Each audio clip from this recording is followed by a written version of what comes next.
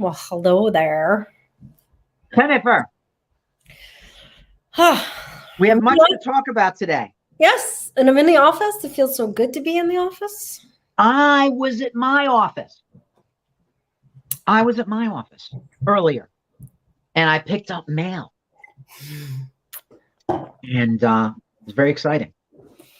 Yeah. Well, I have only about 20 minutes today, and there's so much going on. It's like craziness on all the national kind of groups and places and so on and so forth, with certain new companies doing certain things. And someone asked me this weekend, why is it someone new to the business was like, why do I have like certain friends that have joined certain companies that are like cultish about it?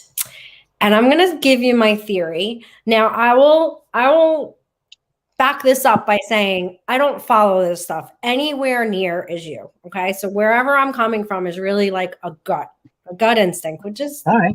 typically pretty good. But here's my take. So you know my take on Zillow, right?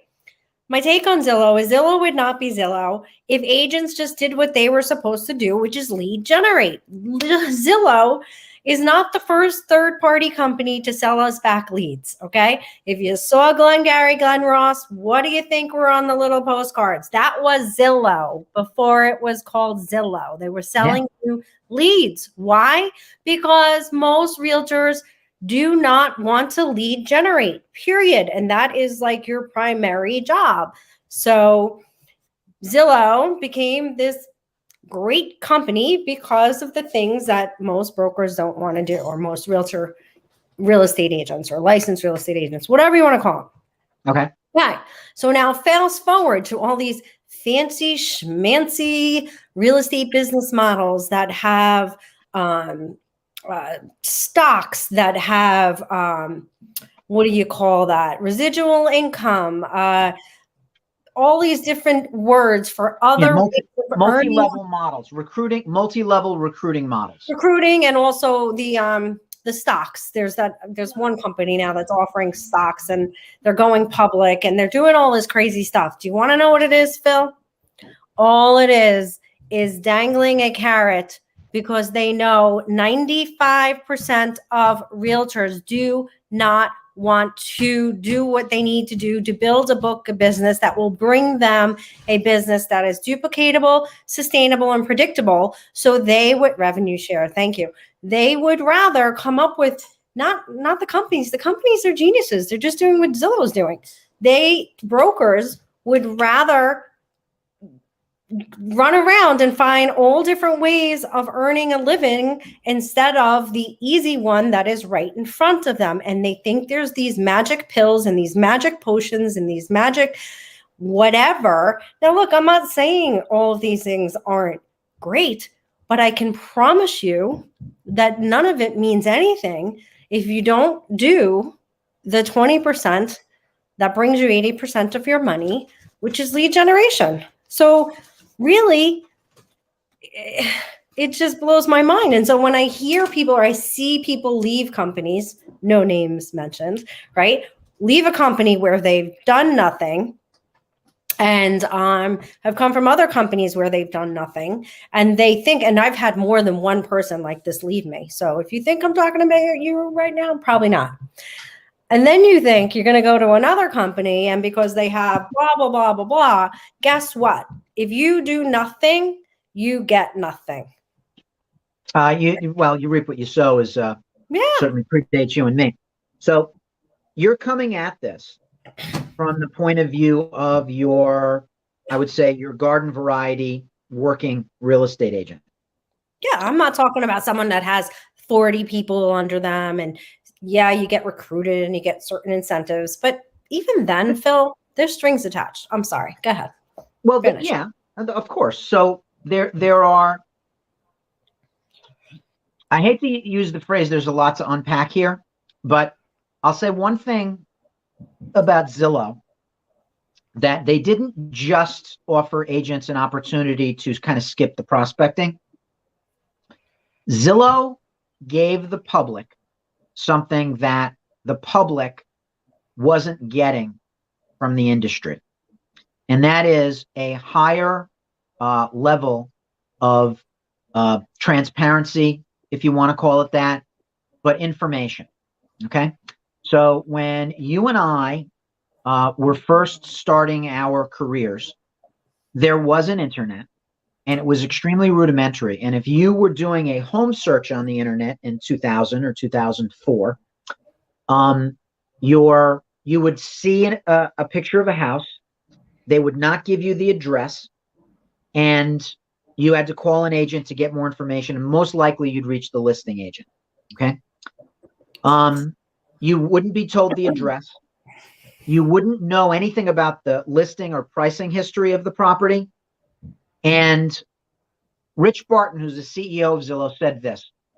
When he was first booking vacations, he would call a travel agent, and he knew that the travel agent was at a terminal, and they were giving him information, and he wanted to see what they saw on their terminal. He wanted to see what was on their screen.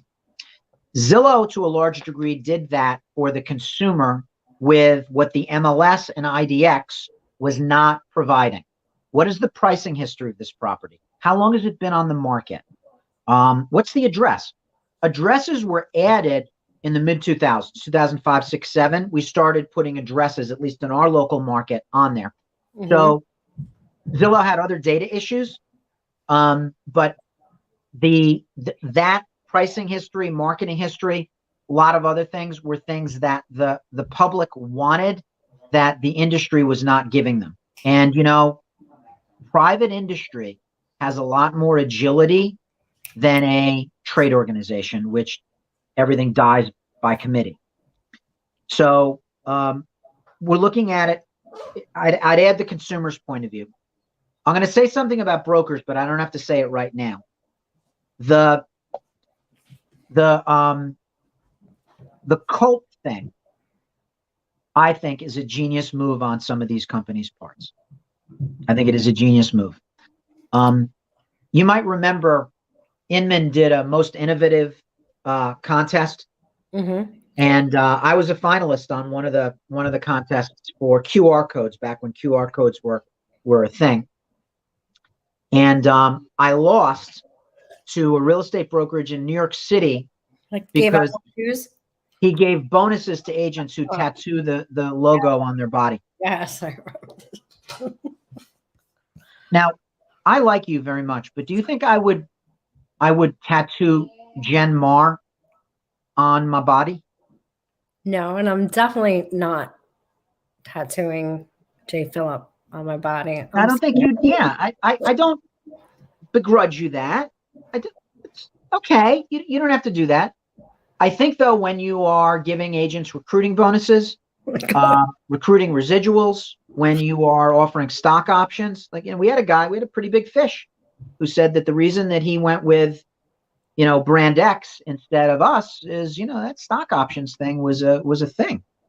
So it is a brilliant move on their part to create a cult-like following based on their value proposition. They came up with a clever value proposition in many instances, at least to the agents they did. There is one company out there. It is an alternate business model, and they are doing the discount route. Now, all commissions are negotiable. Let's put that out there right away. But they are actively building their pitch to the public by saying they're cheaper. So we've seen this drill before, have we not? Yeah. They are actually not on the MLS either. They are trying to create their own ecosystem, which, again, God bless. Create your own platform. Doesn't have to be on the MLS to sell, especially in this market. When the market does turn, they will go out of business. I will make that prediction. Well, look, there's something to be said for business models that only last for a season. And I've seen a lot of them come and go. Some of them come and don't plan on only lasting for a season, but some come and they plan on only lasting for a season. There's room for everybody. I'm a big believer in that. I will always believe that. I am not afraid of all these different things. But so I hear what you're saying from a consumer perspective, but from a broker perspective, you know, I think they're just collecting kind of like not the best. Let's just put it that way. Because if you're not committed to being your own CEO, running your own book of business, being in charge of your own destiny, how much do you care about your buyers and sellers' destinies? Like, that's just how I think about it. It's probably messed up to say.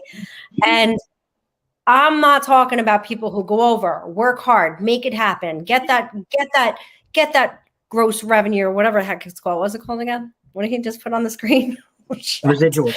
Residuals, yes. And there are, you listen, I have friends that are killing it at so many of these companies, but it's still the same percentage revenue share. It's still the same percentage. The top 5 making the most. So wherever you go, there you are, people, is all I'm trying to say. Where did you get that? Wherever you go, there you are. I seem to recall hearing that before.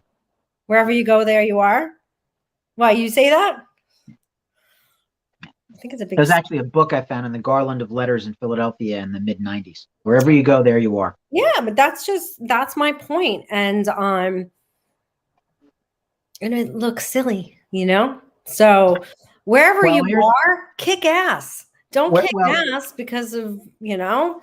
Well, yeah. If, you know, clean your room up, clean up. You can work in your own backyard. You don't need to change companies to make a change in your life. That's for sure. I'm going to disagree with you about them not attracting talent or not attracting the best. I think they are attracting the best. I think they are attracting high levels of talent. I think even in our own market, we're seeing very talented performers. Absolutely. And then we'll see almost the same happen in 5 years to a new business model, and then the same, and then the same. I know some really high level talented people where this is like their second or third major, you know, disruption in the market, moving over into this new business model, and how many people they took with them. And it's just part of the playing field. So it is. So, well, I think I agree with you, and I know some of them are attracting talent. It's still the same ratio. It's still the 5% or the top 15% or the top 10, you know, depending on what numbers you're looking at.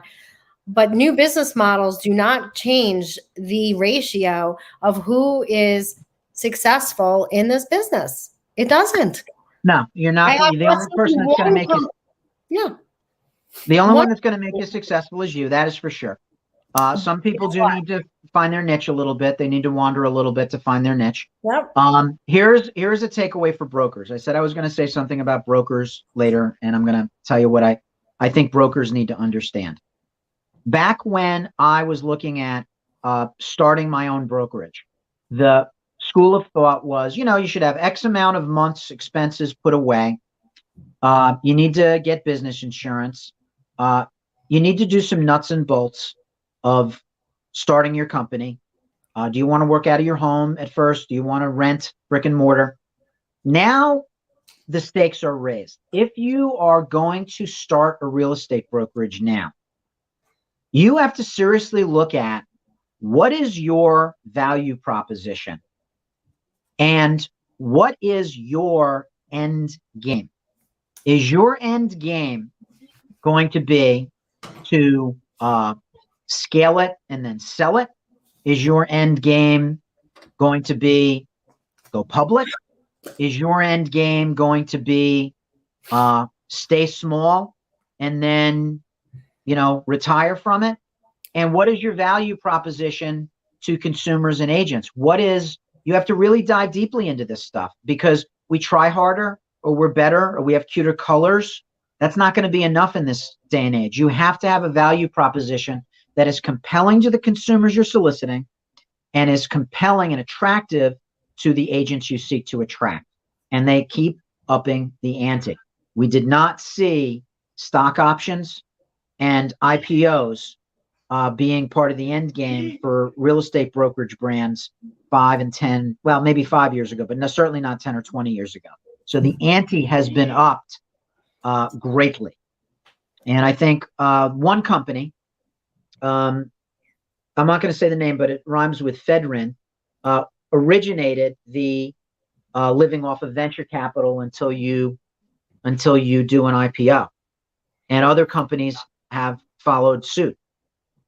Well, I think that those business models are also morphing in turning real estate into a more typical corporate job, whereas, which have benefits and a draw and or a salary and or lots of other things, which is a totally different personality that will be attracted to the business.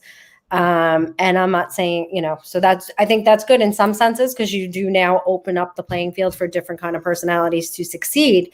However, I like, and we're still working on it. I've asked you to do your wordsmith thing, but I like how in our mission statement, we have gone beyond that. It's too much to promise the consumer experience, where I feel we can do a really good job in promising that we're going to train our agents and help them with the mindset, help them with the motivation, help them with the tools, help them with all of their basic needs so that they can be the best version of themselves, which then in turn is going to help give the best consumer experience. Because I don't see how stock options help the consumer have a better experience. I'm sorry. I don't think they do, but they will attract agents. By the way, benefits, healthcare, things like that. Those are other things that brands are doing to up the ante in agent recruiting. I do see some brands growing and prospering with that idea that you just touched on, which is, we will help you be your best self. We will help you have balance in your life. We will help you build your business without losing your sanity or your marriage. All right. Mm-hmm. That to me is a proven value proposition to recruits. Right. It doesn't mean anything to the consumer, but you have a different message to consumers. But it does. Yeah. You just have to educate them, because when you're dealing with an agent who's not stressed and worried or not knowledgeable or doesn't have someone to call and be like, oh my God, I just ran into this situation and I'm not sure what to do. How do I handle it? Or doesn't have a mentor, doesn't have boot camp, doesn't have all these things. And they just kind of get thrown out into the wild, but they have, benefits. If the consumer understands that education support is really, for an agent, is the best translation to a better consumer experience.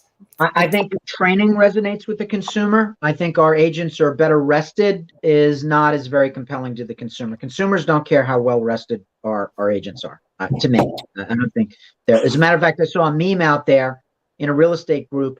Please don't mistake my time off for my availability to you.